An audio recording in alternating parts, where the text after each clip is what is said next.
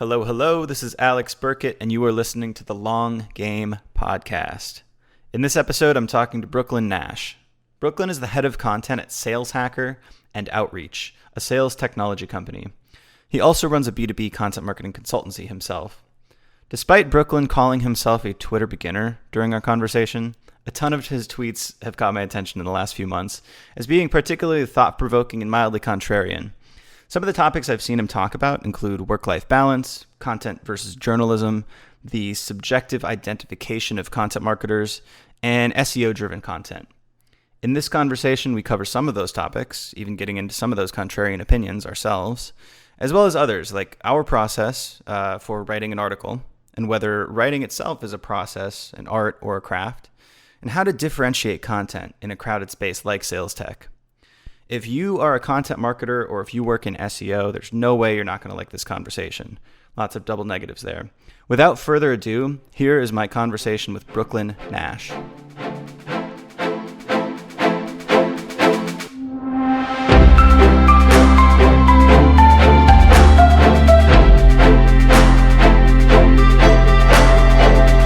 an Enneagram 3? That's right. I'm an Enneagram 3 as well. I don't know much about the test. I took it a while back, and I don't know how to read it necessarily, but I got a tie between Enneagram 3 and Enneagram 7, which I think is like, the Enneagram 3 is like the star, the perfectionist, the overachiever, right? Yeah. And then the 7 is totally, well, I don't know about totally the opposite, but it's like the spontaneous adventurer, like fly out of the seat of their pants kind of person. So I kind of explained a lot for me in terms of like why I'm so bifurcated in these two different directions. But I'm curious about your Enneagram 3, how that exhibits itself in terms of your career and your content marketing. Oh man, it's a good question. And now I wish I knew more about Enneagram. I don't know as much as I should. I'm Enneagram 3 with a wing 2, which from my understanding means it's like kind of a little bit that balances you out. The other piece of it is the numbers are kind of set up around a circle. And in general, if you're looking at, let's say you're on the bottom of the circle and you can go a healthy direction or an unhealthy direction. And if you go up to another number, like it sounds like the 7 in your case, it's the healthier balance. And if you go the other direction, it's an unhealthy balance. So it's definitely given me an understanding, like you said, just kind of gave me a framework to think through. It's not just like my personality, it's what makes me tick and where it can be a good thing and a productive thing and where it can become toxic and not such a great thing. Because I feel like with Enneagram, more than any other personality test, it balances those things out. So for me in the career, it just made me aware that for better or for worse, I will need something to be striving towards to achieve. And right now that's career, and that's building our business, and it's this network and all of that. But now the question I'm asking is if that's what I would want, that if I want it to be that thing for the long term, and what other things I can kind of add in to maybe make it a little bit healthier in the long term. So that's kind of what my wife and I are going through, is figuring out where the balance is, which is not super unique. I mean, work-life balance has been top of the conversation for a while now. But I feel like knowing that I'm an Enneagram type 3 has kind of given me a framework for it. Instead of being like, this is a bad thing and I need to find things that aren't work related to balance it out. It's more just like working on the right thing where you become passionate and involved fully in that thing. Yep, exactly.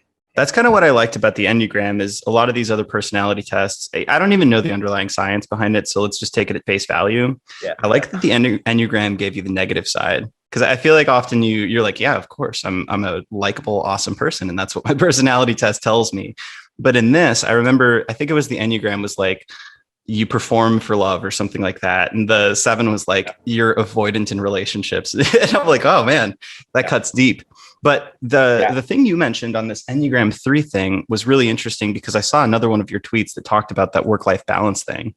And I write this monthly newsletter, and one of my, I have this little section where I just write blurbs of kind of like the top of the line stream of conscious things that I'm thinking about.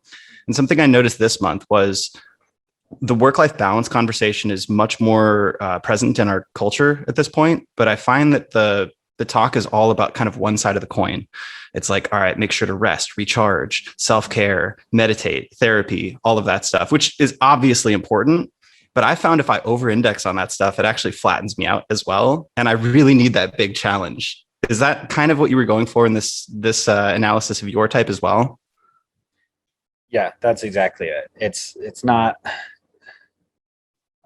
to me, work-life balance doesn't feel like this either or type thing. And I think the phrase that maybe I'm more aligned with that I've heard floating around is work-life integration.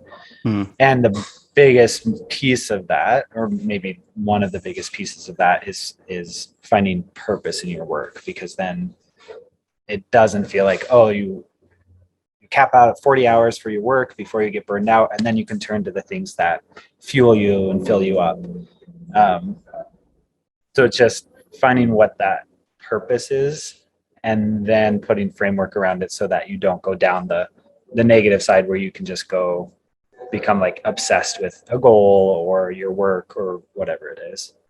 And because then if there's purpose in it that aligns with what your life is about, then it becomes easier to balance those out, instead of, it's less of a balancing act and more of a bringing the two together almost, I guess.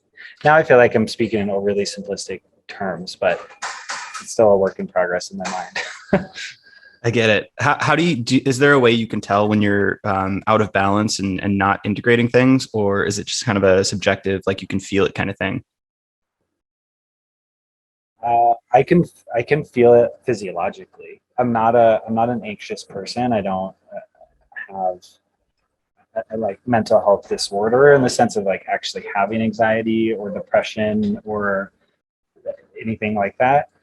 But some people close to me do, so I know what it looks like and kind of what it feels like. And when I'm going too far down the rabbit hole of the work side versus the life side, if we're still putting it in terms of work-life balance, I start to feel it physiologically. Like my heart starts racing faster. I have trouble breathing. I feel like stress in my arms and like limbs almost, which actually I think is probably a good thing versus a bad thing, because that's kind of this warning sign for me. Yeah, especially the awareness of that. I get the same thing. Like I'm not typically an anxious person either, but when I get in this, it's more so, it's not so much overworking, it's working on the wrong things that I'm truly not interested in, but won't admit to myself. I'll feel simultaneously anxious and like a drought of creativity. Like typically I wake up with, tons of ideas and kind of wacky left field things. And whenever I like find myself for a couple of days without those, I'm like, all right, now is the time to pause and reflect and think about what I'm actually working on, if this is what I want to be working on. Yeah, something you get excited about. And I don't really, I mean, you can tell me if you think about this differently, but I don't fully buy into the idea of like work on what you love, work on what you're passionate about. I've been there in the past with like nonprofit work. I'm very passionate about nonprofit work. I also got very burned out very quickly with it. So it's not about just like doing what you love or doing what you're passionate about. It's like maybe a level, I don't know if it'd be a level deeper or a level above that, where it's something that you find interesting and that you can find purpose in. And then you can find that balance. But yeah. Yeah, I think it's for me a level up where I used to think of it like, all right, I've got to work at a company that aligns with my mission and my interests or something like that. Like I love health and wellness stuff, but I don't think necessarily working at a company that does health and wellness stuff would solve that problem. I think it's more so thinking about what inclinations you have and what kind of problems you like to solve. Like for me, anything like creative, also analytical, and then also I've noticed building my own thing. And it doesn't have to be for a specific industry. I'm sure if I worked for a construction tech company, like I could find those similar problems there. So I think chasing I think the word passion may be just like misunderstood, because those areas would be my passion, but it doesn't necessarily have to be like working on, if you like fantasy sports, like a fantasy football startup or something like that. Right. So what led you into content marketing? Kind of just an accidental path. Let's see how I can make it a 90-second version instead of a 90-minute version. I moved to Guatemala to work in a nonprofit. I had been freelancing a bit on the side before we moved here, and kept doing it while I worked in the nonprofit. And it was, my role with the nonprofit was kind of the equivalent of content marketing for the nonprofit world. I was doing a lot of donor relations and communication, a lot of social media, uh, a lot on like the messaging and documenting and all that. So that was one piece of it. But then after a few years in the nonprofit, we stepped out of that, and I just decided to jump into freelance writing full time. But around the same time, I also started learning more of the tools that go into turn freelance writing into content marketing, like putting work into figuring out what the SEO strategy should be, figuring out how to package stuff up, getting into more of the big picture product marketing and messaging types of conversations. And that transition just kind of happened naturally over the course of a few years. And I was still doing this just as a contractor. My wife and I have a small business on content marketing.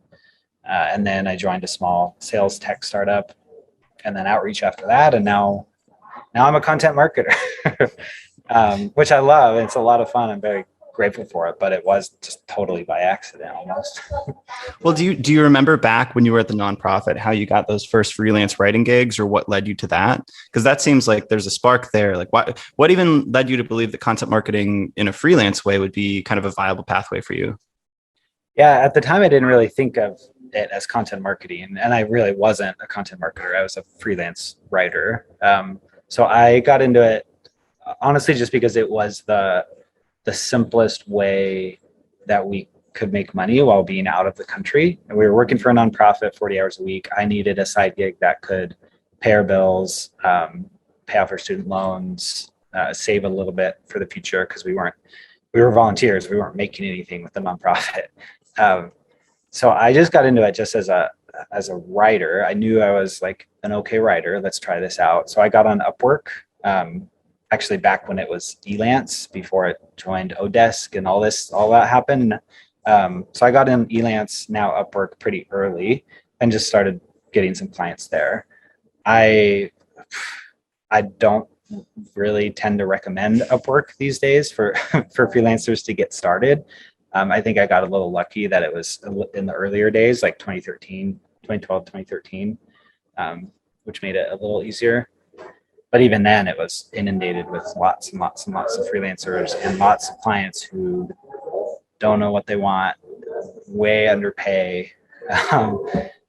So now I wouldn't go back to it, but that's how I got started on the platform. And then after a few years, I got off the platform and just started working with clients directly. That makes sense. So this experience actually is pretty common, I think, or from people I've talked to, and I resonate as well. In college, I wanted to do something that could make me some money while I could travel around and do road trips and stuff. So I remember I don't know how I got the clients, but I had a couple people that I was writing for, and it was incredibly low pay. But I feel like that actually built a driving work ethic for me, and kind of a hustle mentality. And I've talked to, like, Tommy Walker, for instance, got fired for, I don't know, a pair of pants at one of his jobs. And he had to basically make money by the end of the month to pay rent. So he just started hustling and writing, I don't know, 2 articles a day or something like that.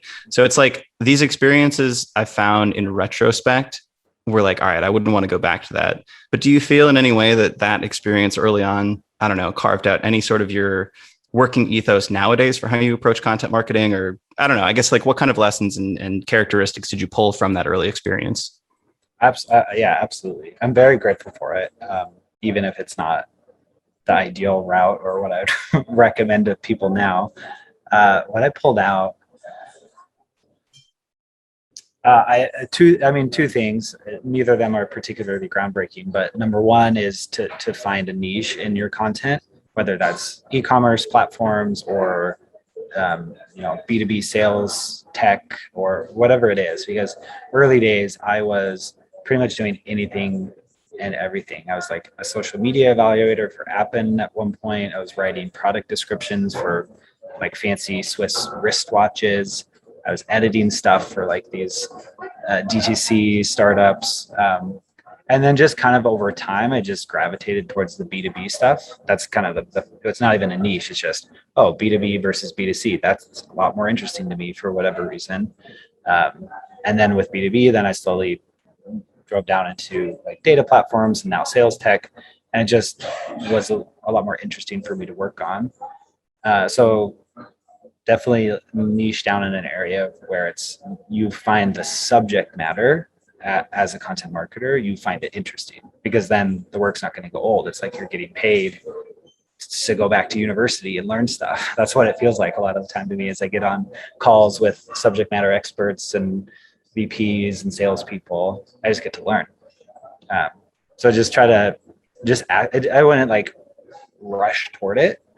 You can take a couple of years to do that. But over time, just ask yourself what's going to be more interesting for you long term.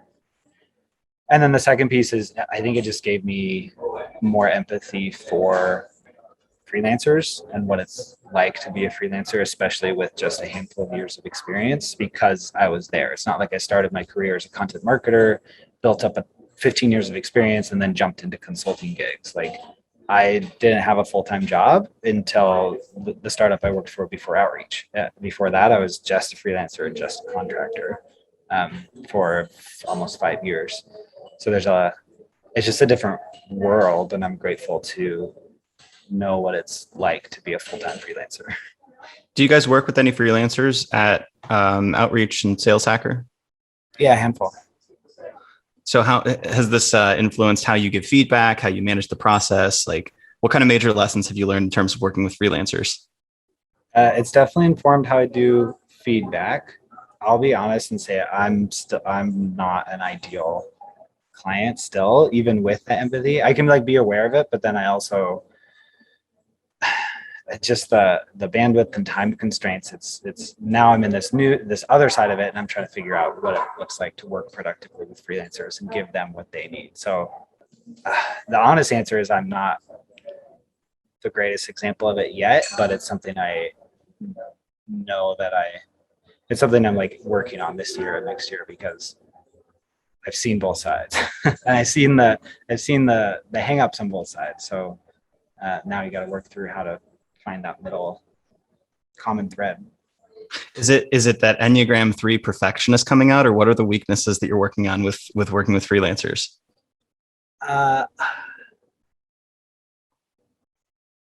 Maybe the perfectionism a little bit, although I don't really think of myself as a perfectionist.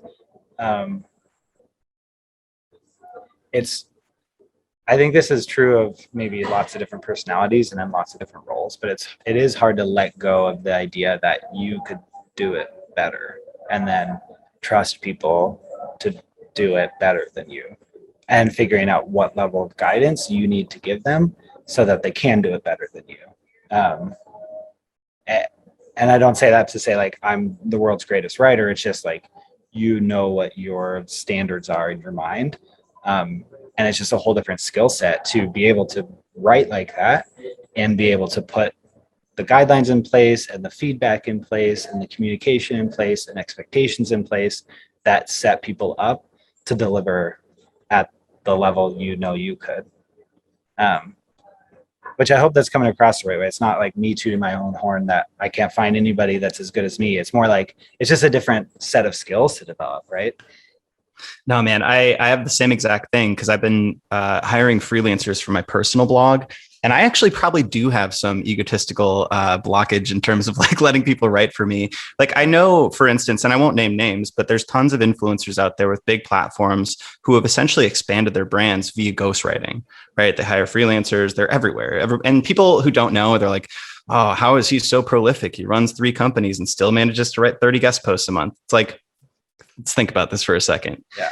So Neil Patel is not writing every article on neilpatel.com, guys. Yeah, exactly. So I don't want to ghostwrite. I am still not necessarily willing to put my name on somebody else's content, but I want to expand my blog. And I did like a whole content roadmap report and keyword research. And I have the tools, right? Because I run an agency and I know how to do the insights and the content briefs and clear scope and all that stuff. But the hardest part was the psychological, just dissolving of my own like control and just letting people do what they're going to do. But I think it's one of the only ways to really scale or grow, especially if you're at a company. I think it may be different on my own personal stuff, but still, I've definitely felt that. Well, even and it's not quite the same as the personal blog, but my wife and I working on our business, we've tried to bring in freelancers. We have one consistent freelancer we work with, very grateful for her, but we've gone through 6 or 7 other freelancers that just don't deliver. So then it becomes, okay, if it's 6 or 7, maybe it's not 6 or 7, 4 or 5, but after 5, you have to start asking like, okay, what can I change about what I'm doing to set them up for success? And what can I change in my approach for even finding them in the first place, finding the right people in the first place so that this type of churn doesn't happen, right? Yeah, I think that's the major thing is how you bring people in. If you bring them in via referrals, I found a lot of luck on ProBlogger, but you have to like write the job ad really descriptively and with a lot of personality in order to attract the right people in the first place. Yeah. And then there's like this filtering game and this interview game. And then it becomes time to like set up all the processes and onboarding and content brief kind of stuff. But there's like these multiple sections where it can all go wrong. And like figuring out where that could go wrong is a huge part of being the content manager, it seems like. Right. Can I flip it around and ask you a question? Is you run this agency too. So we're my wife and I are on pause from scaling our business from what we have into more of an agency role. We started right before COVID and then COVID hit. And it wasn't because our client base was affected. It was just like bandwidth. Like we have childcare and all of this. It just shifted priorities. So it's on pause, but it is something we want to do long term. But one of the biggest issues, like I just mentioned, is finding the right people to support that. So kind of what did that switch? I mean, when you started Omniscient, was it always going to be the agency route, or at a certain point did you turn the switch from we're delivering the content versus we're putting the processes in place to support our team to deliver the content? So David and I started the agency and we had freelanced a bunch in the past. And the reason we started it is we were talking to my old boss at CXL Pep at a conference. And he was talking about, how hard it is to hire content writers and content marketers and how he's looking at agencies and thinking about spending this much per month. We looked at each other and we're like, we should try to build this. So we knew at that point that we weren't going to be able to do this all ourselves. So we kind of set forth tentatively at first, right? Like we reached out to our network, got 1 or 2 clients and did a lot of the work ourselves.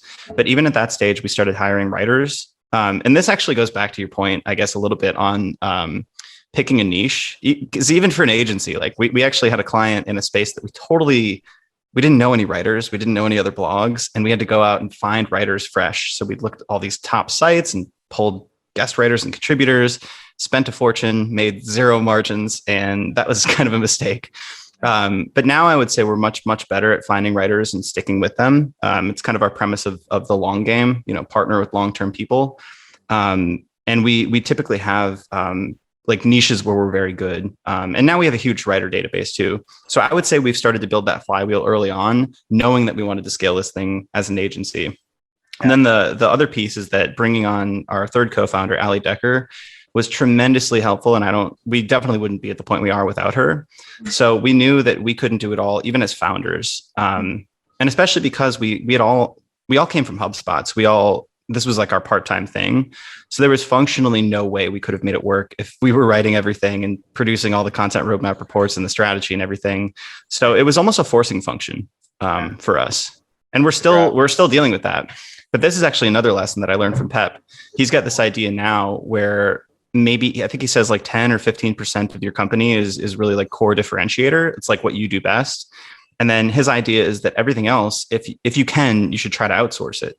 So if you're not the best at paid ads, like go get somebody who's the best at paid ads and try to hire them, either freelance in-house or an agency.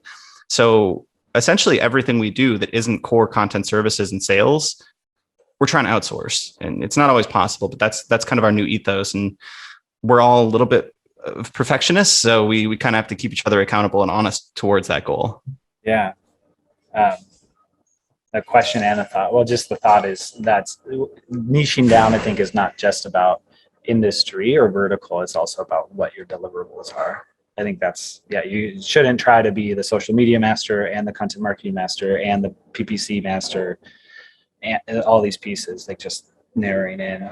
Or if you're extra motivated, like it sounds like you 3 are, figure out how to outsource it. but with that, all that scale, you mentioned earlier, ego is still a thing of like figuring out how to let go a bit and let others do the work.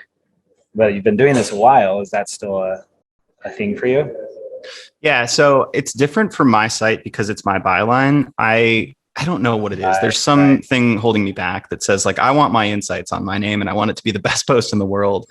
Yeah. And I write in a very particular way, at least I think I do.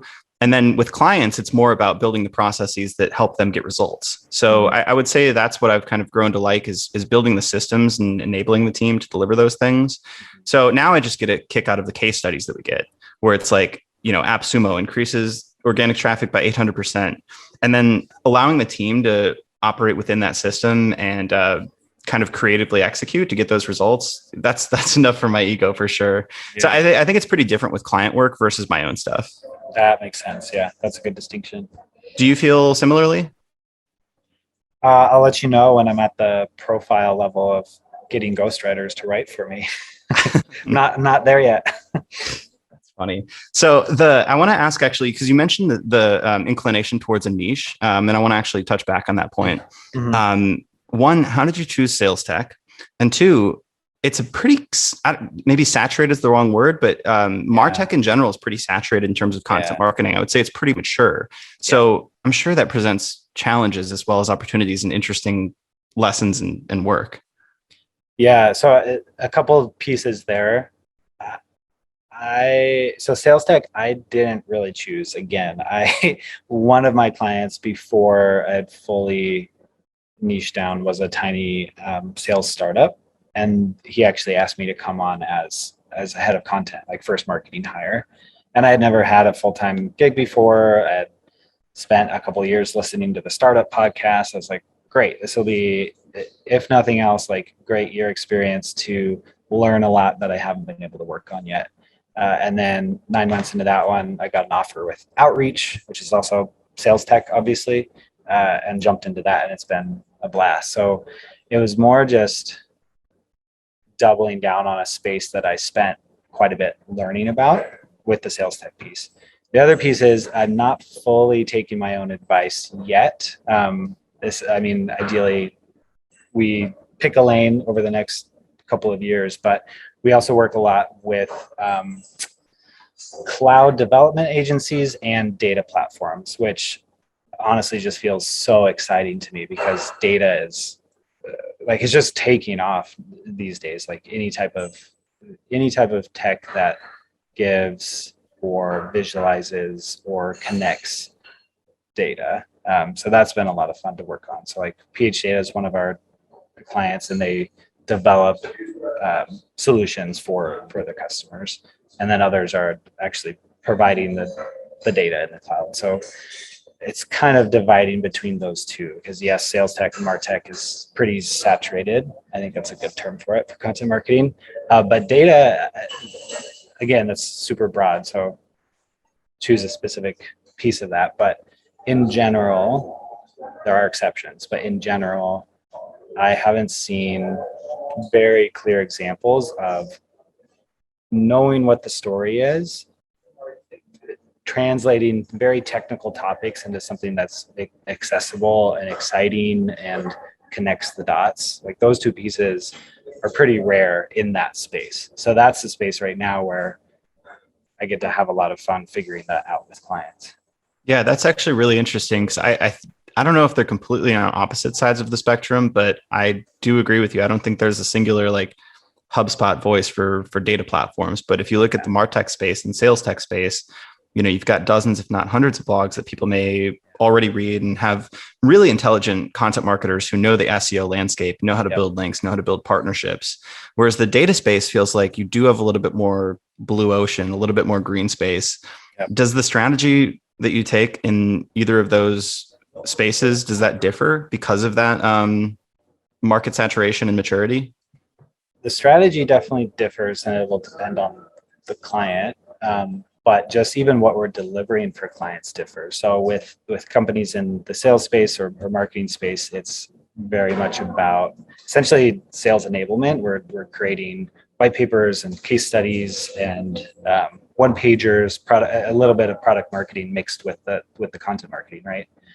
But then on the other side, the more technical topics with data platforms and cloud engineering firms, it's a lot more about like just the top of funnel stuff, like getting the basics in place with SEO, figuring out what the story is and what the CTA should be, how to connect, which pillars, if we're going to pillar and cluster approach, what should the pillars be? And then where do we place all these specific topics under them? It's just a lot more starting from the ground up. Whereas with marketing and sales, it's very much about just the writing itself, honestly, like telling a good story with that case study. Yeah, it almost sounds like you would need to get more creative in order to differentiate and mature and saturated spaces. And I think Outreach and Sales Hacker, I think you guys have done that pretty well. At least from my side, I don't know if this is true internally, but it looks like you guys have built more of a community than other brands have. And then also, I guess you mentioned this, but you work with a lot of influencers who are actually in the sales field. So it seems like you guys get more tangible thought leadership advice from actual practitioners versus, just kind of rehashing other people's researched articles. Yep. That's exactly it. And that's why it's so fun, honestly, and why it stays fresh. Because, so I said we work with a handful of contractors, but we have one freelance writer at Sales Hacker, and we put out 12, 13, like 14 pieces of content every week. So most of the content we're putting out is based on our contributors and our community members, whether it's an article or a podcast interview or panelists on a webinar. We rely on the sales community. So then it just becomes a lot more about coordinating all that and pulling out the interesting parts and editing a lot for people who aren't writers. So the job is definitely different, but I really love relying on the practitioners, like the experts who are working in sales, versus trying to spin my wheels as a content marketer and try to understand what it feels like to get an objection in a demo. Because I haven't had that experience. Is there anything that you've learned from this experience working with sales leaders about sales? I've learned everything about sales from working with these sales leaders. Like, do you use it for your business as well? I do, yeah. Pretty early on. Again, we're kind of hitting pause, but early on with the previous startup, when I was about 6 months into the whole sales space and learning about it, I launched my own cold email campaign, which I had never done, just to try it out. It was a lot of fun. Took all the tips that I had read and written about and tried to put them into practice, and it worked. I mean, I sent it out to, I can't remember how many. I tried to do more of it's not ABM, but like more of the targeted approach versus spray and pray. I think 60 people, something like that, like went on Sales Navigator, identified who had either just started in their role or who was hiring, pulled out the ones that fit who I'd want to work with, reached out to them and just said like, hey, I saw you just started, or I saw you're hiring. This is what I do. Let me know if I can help. And I think that the question was, what are your 2020 content goals? Like just making it more about the goals versus, hi, this is me and this is what I do. And I landed one of our best clients. Like it's been a little over a year, and like they're one of my, I'm not going to say favorite clients, but they're really fun to work with, and we're still working with them just from that one cold email campaign. And I didn't really do much follow-ups. I didn't put a ton behind the sequences. So if I were to repeat that like every quarter or every month, I think it'd be a very repeatable way of driving new business. And you don't see freelancers or contractors or even, I mean, agencies do it more, but not small agencies. They don't really rely on cold outreach, right?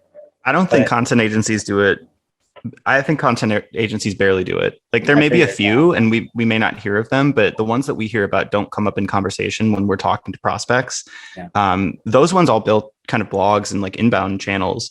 So that was actually our thought. I mean, we're going to do the inbound thing too. The podcast is part of that. The office hours is part of that. But my idea is, all right, let's zag when everybody else is zigging and figure out outbound cold sales, because it's surely a channel. Like people still do it. And it's especially effective for high ticket sales like agencies. Yeah. So I think it's just, we haven't put maybe the thought and the best practices in, and it's been a little bit of a scattershot, but it's still something that I hope to figure out. Yeah. You've experimented with it already a little bit? Yeah, a little bit. So we've Okay. gotten pretty decent results. So it sounds like the main lesson, at least what I took away from you said, is the targeting is one of the most important pieces. So finding the right person at the right time at the right company.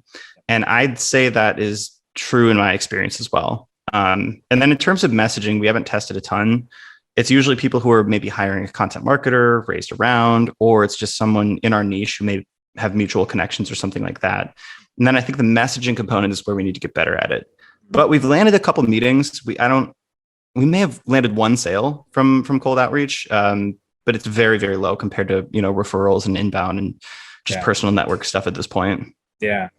I mean, I'd love to hear more if you decide to double down there and experiment, because I think there's so much opportunity for content marketers, whether you're a freelancer or an agency with like a 30-person team, because they're already, it might be overkill to say they're already qualified, but they're pretty close to being qualified before you even contact them if they're 3 months into their role, or hiring for content marketers, because either way, they're going to need help with content. Like it's hard to execute on if you're a sole marketer or even like a marketing team of 3, it's hard to get all the content out there, and almost guaranteed they're going to be looking for help if they have a little bit of budget. So the only missing piece really for the qualification is budget, but they have everything else. Like they have the authority, they have the need, the timing is right.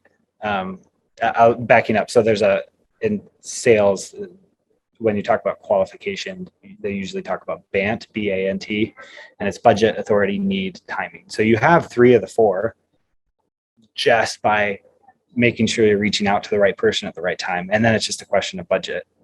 So I think it's a winning approach. I'm looking forward to doubling down there when I have the bandwidth.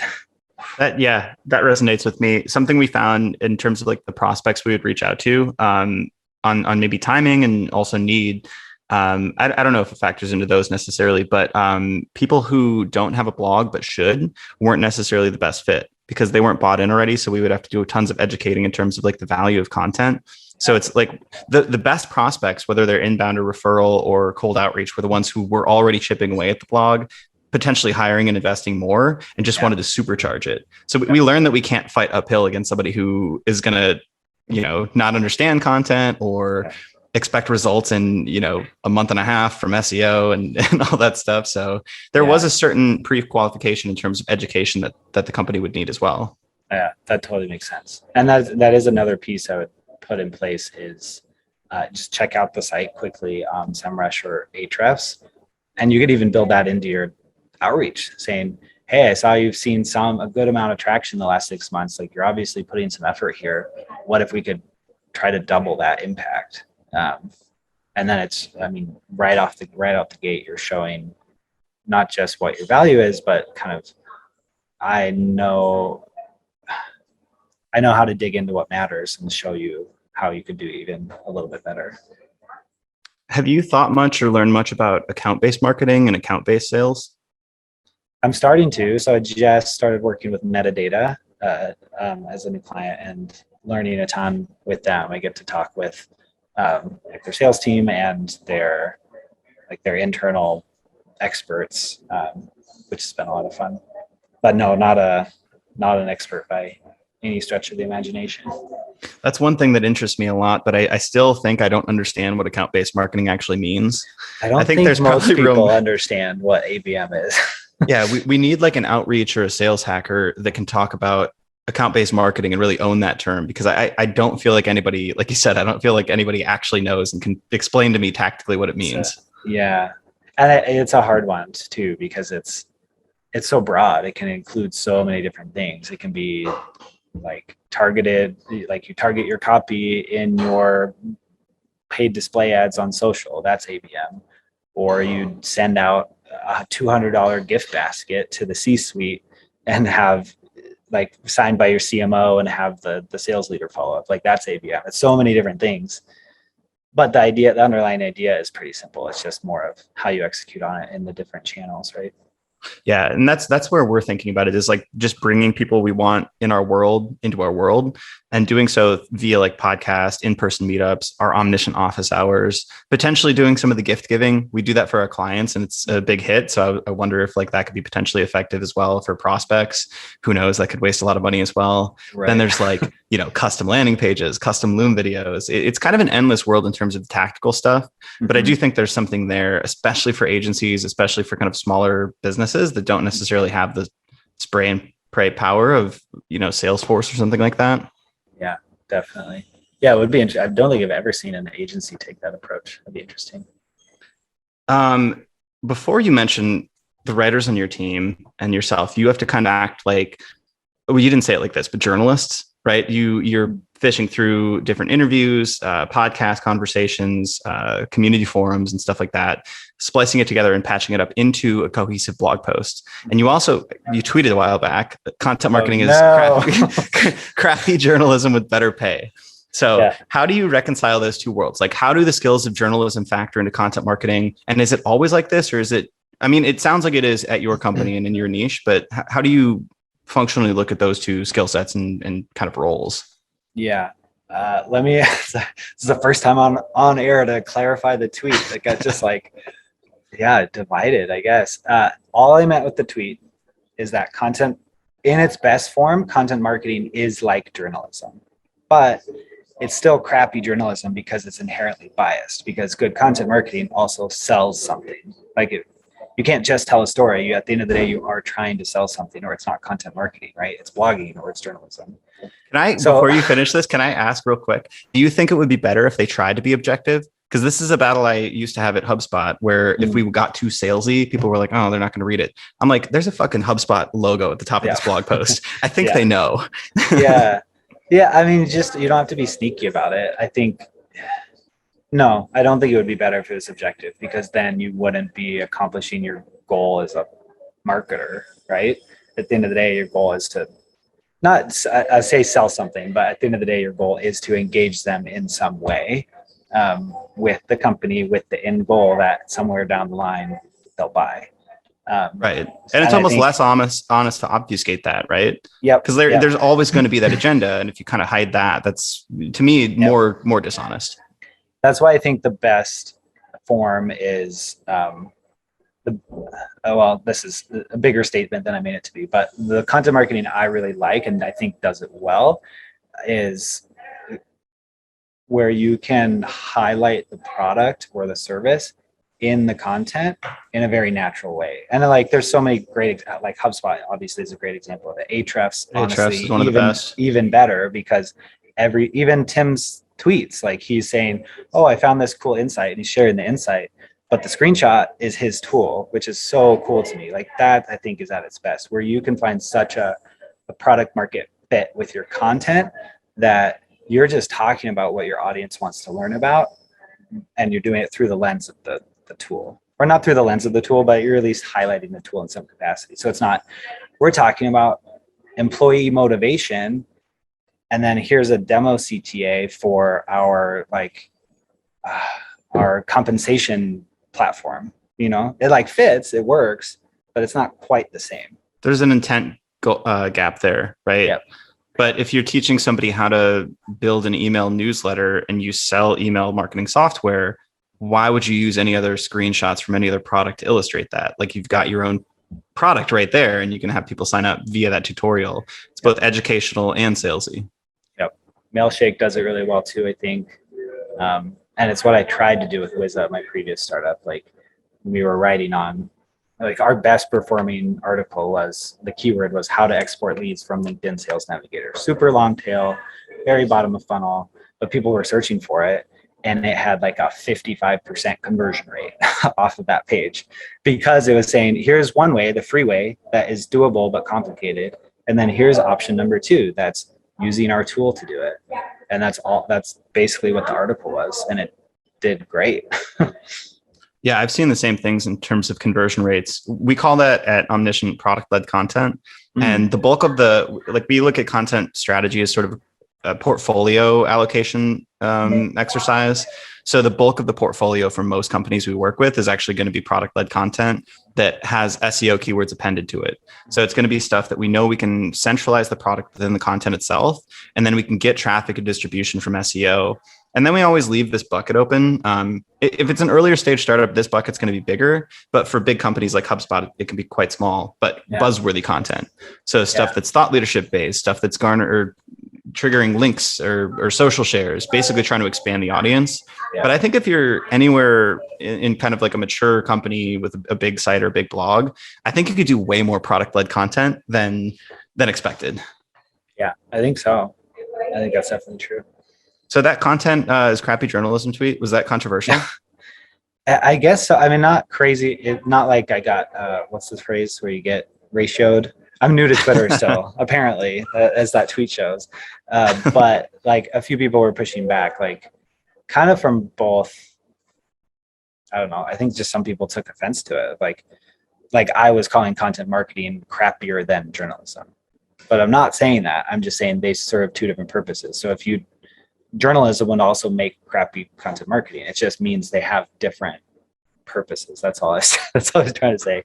But I think I offended a lot of content marketers and then maybe even a handful of journalists through it. That's how you know you're onto something, is when both sides get offended. Yeah, maybe, I guess. But I mean, journalists I've worked with, well, we just hired somebody at Outreach who is a former journalist turned content marketer, and I've been able to interact with others and like see their content. I just am always impressed with content marketers who come from journalism, like going back to what we were talking about before. Just because I think they just have practice with pulling the story out from the 7 conversations they've had versus Googling something and figuring out how to piece together the 3 articles that are in the top 3 spots in a different order so that it's your own article. Like, that's crappy content marketing. Good content marketing looks a lot more like journalism. Yeah, I think, and this is a biased opinion because I studied strategic communications, but it was in the journalism school. So I had to take a couple journalism classes. But I think the biggest skill that I learned in J school classes was to ask good questions. And I think that actually resulted in a lot of healthy skepticism when I read content and when I read drafts and when I write them. So it's like every claim I make, I'm kind of poking holes in it, including for myself, which is really frustrating during the writing process. But I don't know. I feel like that may be one of the biggest strengths that journalism provides, in addition to the one that you mentioned or alluded to, where journalists tend to write in a very clear, hierarchical way where the important stuff kind of lands first. So I think those 2 skills are things that you could probably learn. Like, you don't need to necessarily be in journalism to learn those. And they're more mindsets than anything. Yeah. If we could replace this isn't true across the board, but in general, if we could replace the like 100-word intro of content marketing blogs with like just a solid lead or just jumping right in, I think B2B content marketing would be a lot better for it. That is my biggest pet peeve. And actually, when I started at CXL, I would do those too. And then Pep would always just redline the entire intro and be like, dude, just jump into it. Multiple people have told me this too. Tommy Walker calls that, kind of clearing your throat. We're warming up. I think Jimmy Daly said the same thing in a conversation I had with him. But it's hard. And I still get drafts all the time where it's preamble, and then it's like, let's jump in. And it's like, you don't even need to say, let's jump in. You can just jump in. Yeah. Yeah. It's always a version of ready to jump in. Let's dive in. Yep. Right. Totally unnecessary. Yeah. I have another tweet that I wanted to ask about. Oh, man. Yeah, I just went through your past tweets. Sorry, what's that? Oh, I was just going to say the context here is, and the irony is I'm like new to Twitter. Like just the last 6 months I've been like, I should get a little more active on Twitter. Well, that's the crazy thing is I was going to ask you how you got good at Twitter, because I feel like your tweets are actually very engaging. You get a good reach with them as well. And let me ask about that later, but this one's kind of related, this older tweet. And this one actually caught my attention. I remember seeing it. And it's related to the journalism content marketer thing and kind of definitions in terms of how we look at ourselves. Mm-hmm. So you said content marketers, do you primarily think of yourselves or professional selves as marketers or writers? Mm-hmm. And I think that generated a lot of interesting discussion. I'm curious if you found any patterns, like if there was an overwhelming answer, how you look at yourself, and if you think there's a better or worse way if you're a content marketer to look at yourself. Yeah. Oh, all good questions, especially because I don't fully know the answer for myself even. That's why I liked the question, because I was having a hard time answering it for myself. In terms of a theme, I don't remember, was it a poll or was it just like a question and then it was I think it was just a responses? question. But I'm not totally sure. I think, so I don't think it was a poll. So, but I remember my sense being it was pretty evenly divided. Like almost half of people said they were marketers and almost half said they were writers, which made it even more interesting because then it made me feel better that I was having a hard time answering it for myself. And the ones that said they're primarily writers focused a lot on like, we're telling a story, we're talking to people and pulling out their points, like very much what I identify with. And then the ones that were marketers is kind of goes to what my other tweet about content marketing being crappy journalism. Is like, at the end of the day, if you're a content marketer not tying it to traffic or revenue or like MQLs, then you're not really a content marketer. You're just like writing stuff. Like it has to be attached to a goal and distribution, like across all these channels. It's not just writing the blog post. It's figuring out how to redistribute and get all the reach. So I understand both sides. I think what I landed on, and I'm probably only 65% on this side, is in general, I do think of myself more as a writer. Because of that purpose we talked about earlier. Like at the end of the day, whether I am working in a nonprofit like I was, doing my own blog, which I want to do long term, in-house content marketer, contractor, pulling together sales and marketing, like at the end of the day, it's my job to pull out what the story is and connect the dots. And to me, that feels a lot more like writing than marketing. And that's the interesting part of content marketing. The interesting part is the content for me.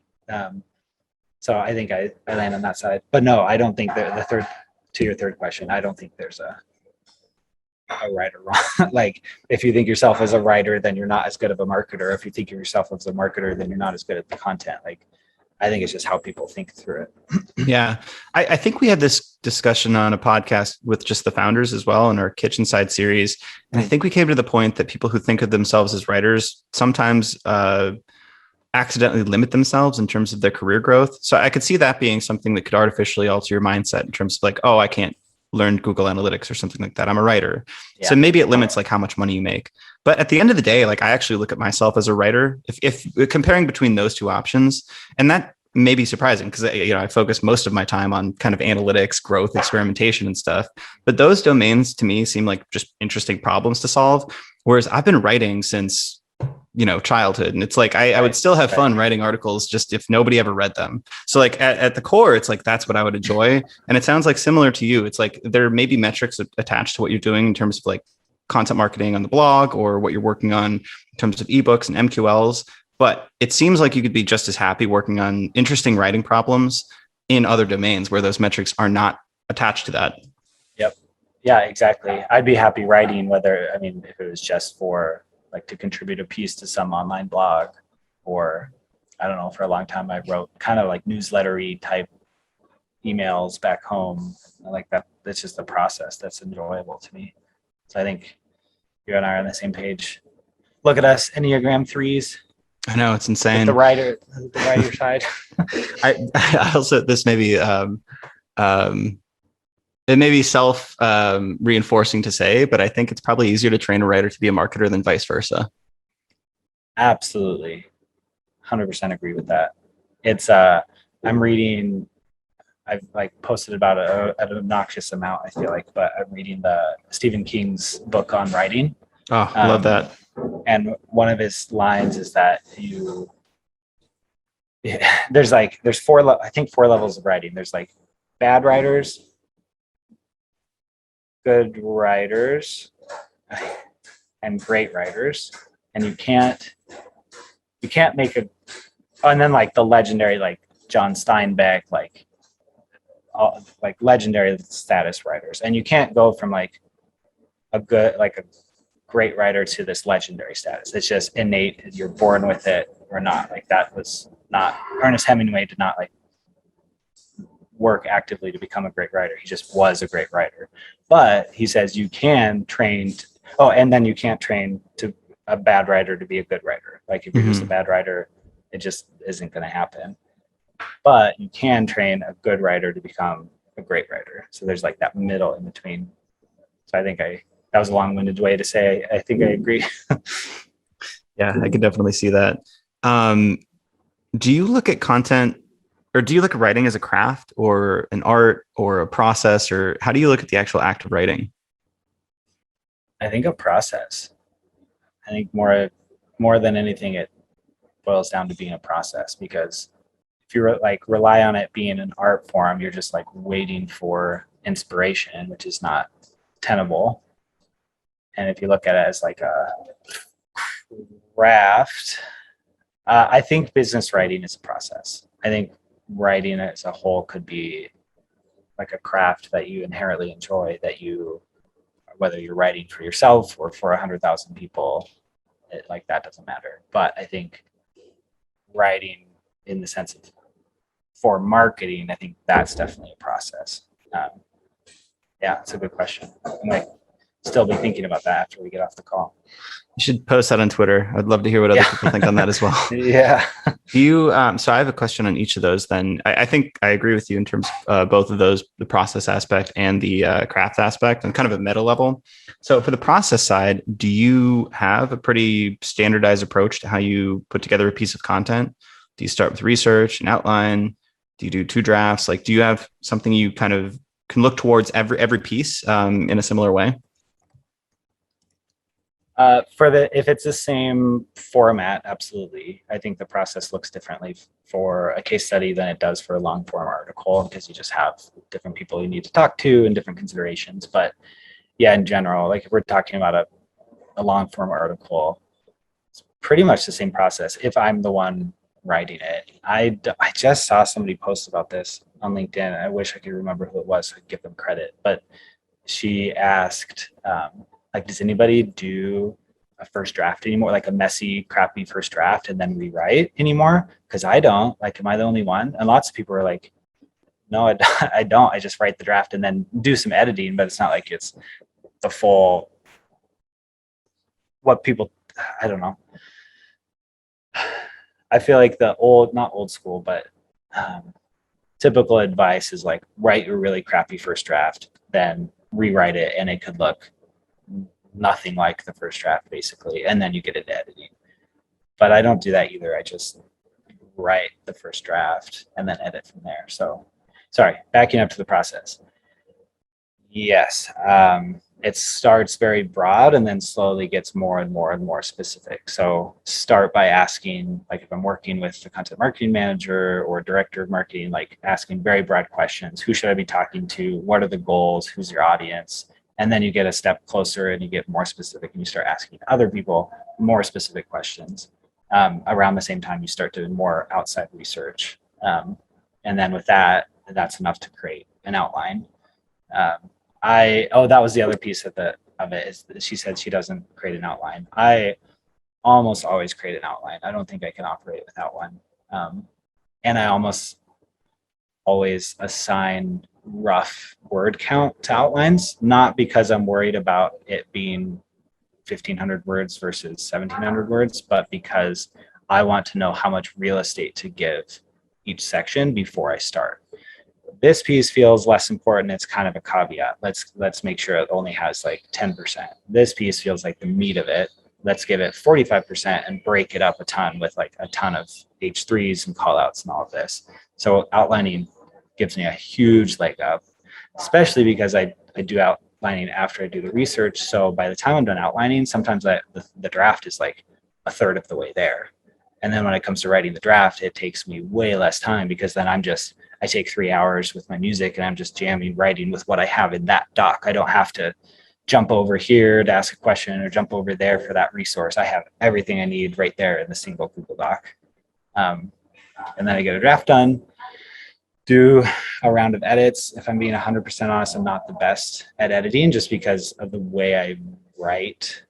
I kind of read back through as I write. So going back to the not doing the first draft thing, but I do edit to make sure everything makes sense and typos and all that, and then send it off.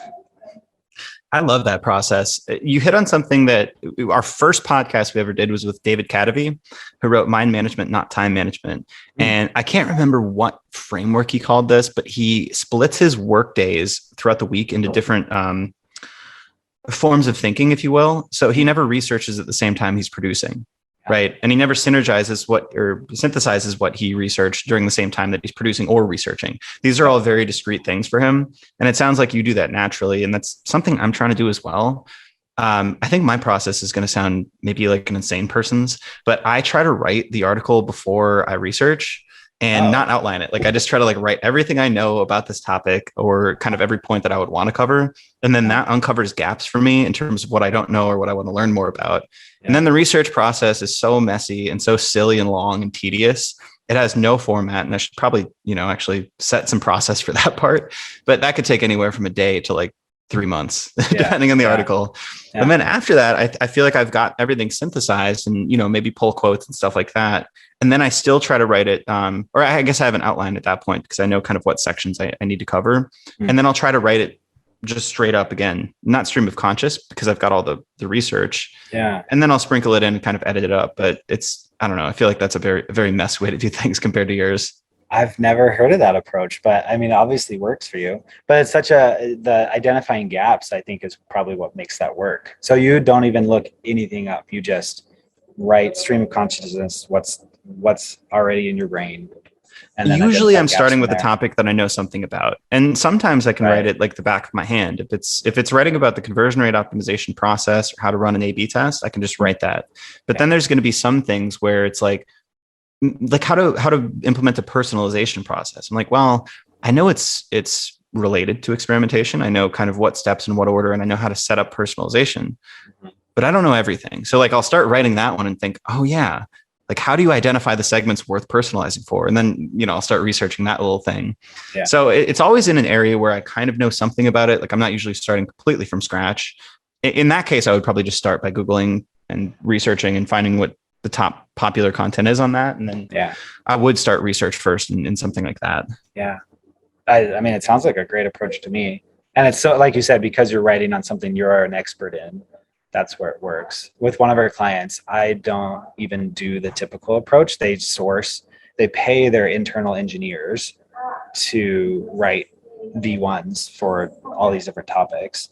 And the content just ends up being so in-depth and helpful because it's coming from an engineer's brain and their knowledge. It's not trying to piece all these things together.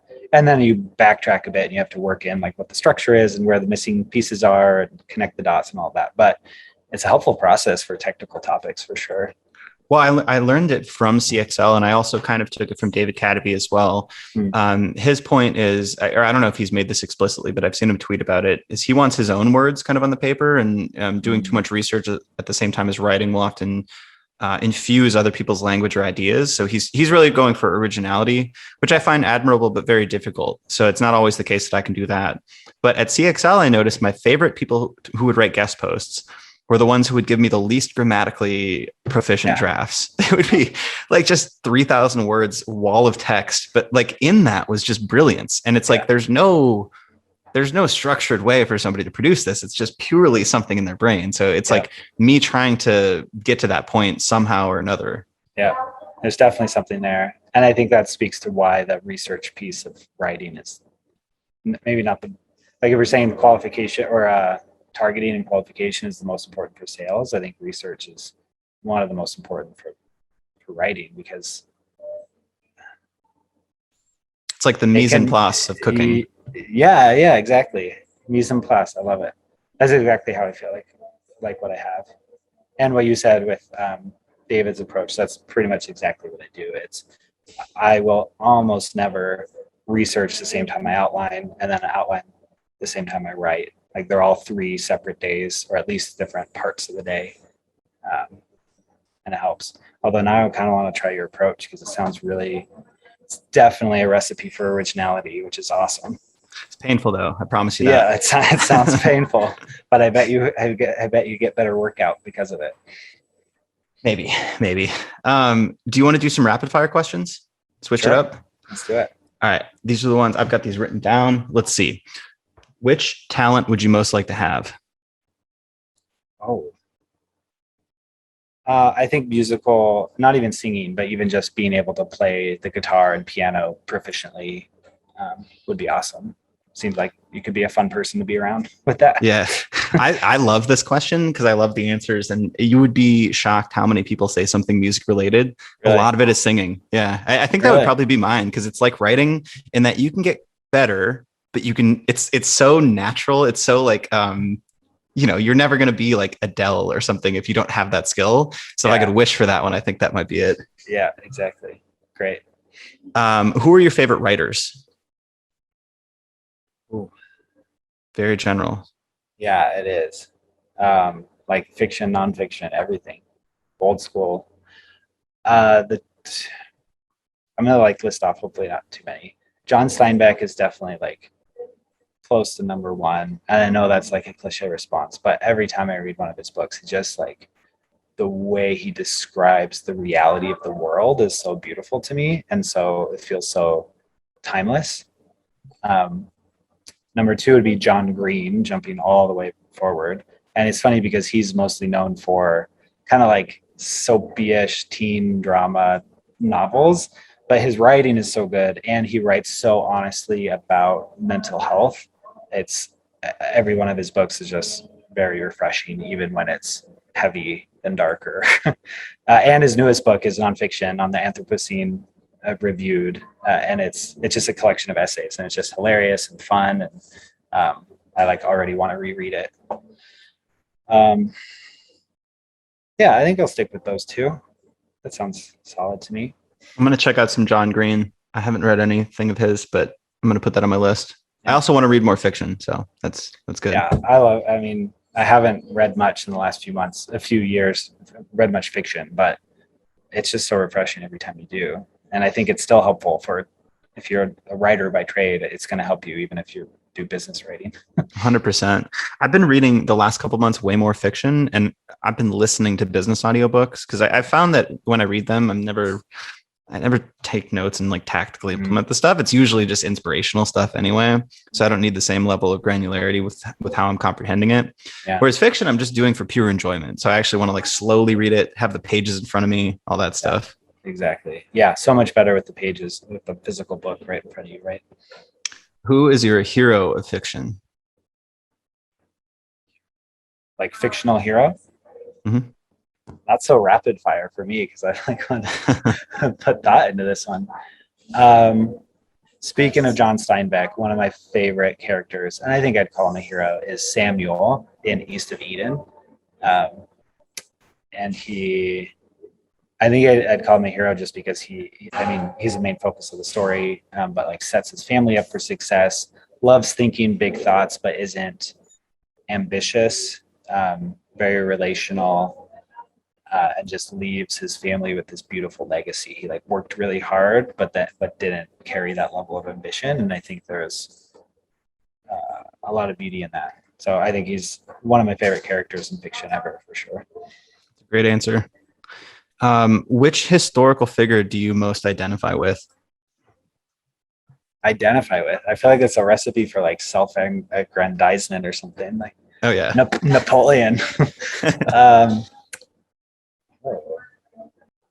That is a good question. I don't have a good answer to right now.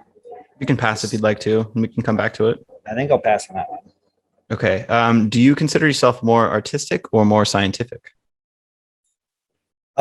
Neither. That's so hard. I feel like I was the kid growing up where I was just like, I don't have any natural talents. Like I'm not good at math and I'm not artistic.